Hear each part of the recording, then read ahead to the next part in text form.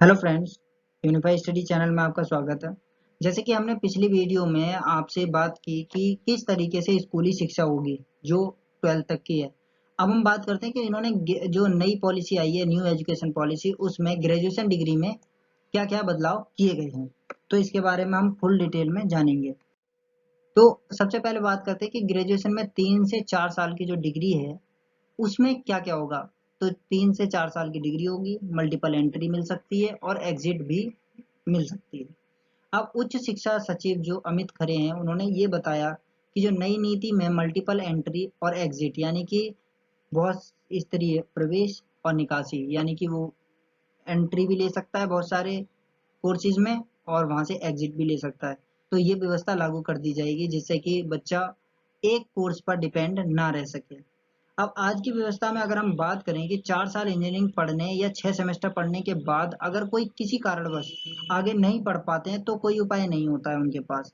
लेकिन जो multiple entry है उस और एग्जिट सिस्टम में 1 साल के बाद सर्टिफिकेट मिल जाएगा, 2 साल के बाद डिप्लोमा मिल जाएगा और 3 से 4 साल के बाद डिग्री मिल जाएगी। यानी कि अगर छात्र 1 साल पढ़ के और कोर्स छोड़ता है तो उसे कुछ भी नहीं मिलता था, तो इसलिए वो सर्टिफिकेट उसे मिल जाएगा। अगर 2 साल तक पढ़ लेता है तो उसे इंजीनियरिंग डिग्री ना सही लेकिन उसे डिप्लोमा जरूर मिल जाएगा उसकी वजह से। अगर वो 3 से 4 साल तक के बाद डिग्री उसे पक्का मिल जाएगी, 3 या 4 साल के बाद अगर वो पूरा कोर्स करता है तो ये छात्रों के हित में एक बड़ा फैसला माना जा रहा है अभी तक का। और 3 साल की जो डिग्री है वो उन छात्रों के लिए है जिन्हें हायर एजुकेशन नहीं लेना है, मतलब जो आगे नहीं जाना चाहते हैं एजुकेशन फील्ड में, तो उनके लिए 3 साल की डिग्री का प्रावधान किया गया है। वहीं हायर एजुकेशन की अगर बात करें, वो जो बच्चे हायर एजुकेशन करना चाहते हैं उनको 4 साल की डिग्री करनी होगी पूरी। 4 साल की डिग्री करने वाले जो स्टूडेंट्स हैं वो 1 साल में एमए कर सकेंगे, जो 4 साल की पूरी कर लेते हैं। अब नई शिक्षा नीति के मुताबिक यदि कोई छात्र इंजीनियरिंग कोर्स को 2 वर्ष में ही अगर छोड़ देता है तो उसे डिप्लोमा प्रदान किया जाएगा। इससे इंजीनियरिंग छात्रों को बड़ी राहत मिलेगी। 5 साल का जो संयुक्त ग्रेजुएट मास्टर कोर्स लाया जाएगा जिससे कि 5 साल में बच्चा ग्रेजुएशन भी कर ले और मास्टर डिग्री भी ले ले। और इसके साथ एमफिल को पूरी तरीके से खत्म किया जाएगा और पोस्ट ग्रेजुएट कोर्स में 1 साल के बाद पढ़ाई छोड़ने का विकल्प उसे मिल जाएगा। नेशनल मेंटरिंग प्लान के जरिए शिक्षकों का उन्नयन अधिक से अधिक किया जाएगा। आगे बात करते हैं कि नई नीति में एमफिल को खत्म किया जा रहा है पूरी तरीके से। तो जो देश की नई शिक्षा नीति होगी उसके लागू होने के बाद अब छात्रों को एमफिल नहीं करना पड़ेगा। एमफिल का जो कोर्स है वो नई शिक्षा नीति में निरस्त कर दिया गया है पूरी तरीके से।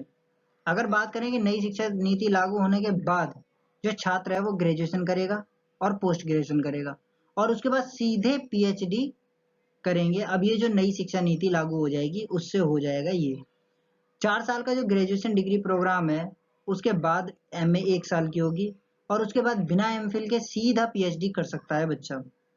नई शिक्षा नीति के तहत एमफिल कोर्सेज को खत्म किया गया है। इसे बड़ा बदलाव माना जा रहा है जिससे कि बच्चे का जो एमफिल में समय बर्बाद होता था वो नहीं होगा। अब वो पोस्ट ग्रेजुएशन के बाद सीधा और सीधा पीएचडी कर सकता है।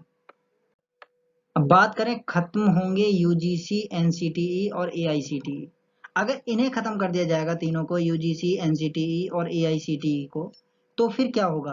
अब ये तीनों जो हैं ये मिलकर एक हो जाएंगे। यानी कि अगर बात करें यूजीसी एआईसीटीई का युग खत्म हो गया है। अब उच्च शिक्षा सचिव जो अमित खरे हैं उन्होंने बताया कि उच्च शिक्षा में यूजीसी, एआईसीटीई और एनसीटीई की जगह एक नियामक होगा। कॉलेजों को स्वायत्तता यानी कि ग्रेडेड ऑटोनॉमी देकर 15 साल में विश्वविद्यालयों से संबद्धता की प्रक्रिया को पूरी तरह से खत्म कर दिया जाएगा। हम बात करते हैं कॉलेजों में अब क्या होगा। कॉलेजों में अब कॉमन एग्जाम का ऑफर दिया जाएगा। जैसे कि नई शिक्षा नीति के तहत उच्च शिक्षण संस्थान हैं उनमें जो प्रवेश लेना है उसके लिए कॉमन एंट्रेंस एग्जाम का ऑफर दिया जाएगा और ये संस्थान के लिए अनिवार्य नहीं होगा। राष्ट्रीय परीक्षा एजेंसी यह परीक्षा कराएगी, मतलब ये संस्थान नहीं कराएगा, इसके लिए अलग से टेस्टिंग एजेंसी बनेगी और उच्च शिक्षण संस्थान जितने भी हैं उनके लिए अलग अलग एंट्रेंस एग्जाम नहीं देना पड़ेगा, एक ही कॉमन एंट्रेंस एग्जाम होगा। बात करें स्कूल और कॉलेजों की फीस, तो उसके नियंत्रण के लिए ये तंत्र बनेगा।